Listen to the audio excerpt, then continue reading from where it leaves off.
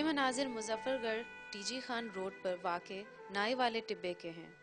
बदतरीन सैलाब के बाद 70 से ज़ायद ख़ानदानों ने अपनी जान बचाने के लिए इस टिब्बे पर पनाह ली। यहाँ बसेरे करने वालों में ट्रक ड्राइवर अब्दुल रशीद, इसकी बीवी फातिमा और 4 बच्चे भी शामिल हैं। मुसीबतों में घिरे इस ख़ानदान की खुशी इस वक्त देखने के काबिल थी जब इनके घर जुड़वा बच्चों ने जन्म लिया।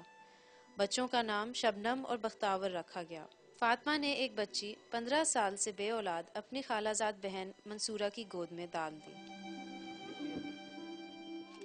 ये तो मजबूर है, सब बच्ची चाहती है सा खुशी तो ना मिली है, सा अपने घर में तो खुशियां करूँ हाँ भई ये गाल बच्ची जाए था मजबूर तो ना कशा मिलती है ना कशा ना खावन ना पीवन बाल ना धवा देखे तो टिब्बे तो ना धवा सकते हैं ना नलका है ना कशा।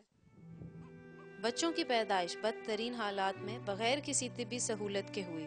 रेत के इस टीले पर जन्म लेने वाली मुन्नी जाने अब मलेरिया और ऐसे भी दूसरे वबाई इमराज के खतरे से दो चार हैं।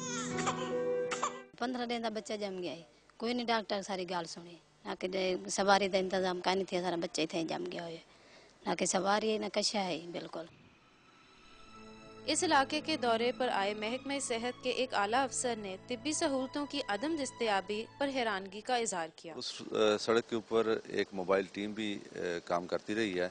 बहरहाल ये जो केस है ये एक इंसिडेंट है, इसको हम चेक करवा लेते हैं। अगर उनको किसी वजह से नहीं मिली तो वर्ल्ड हेल्थ ऑर्गेनाइजेशन की एक रिपोर्ट के मुताबिक अगले 6 माह के दौरान सैलाब से मुतासर इलाकों में 2,10,000 बच्चों की पैदाइश मुतवक्को है और इनमें से 80,000 बच्चे पैदाइश से ही खुराक की कमी के शिकार होंगे।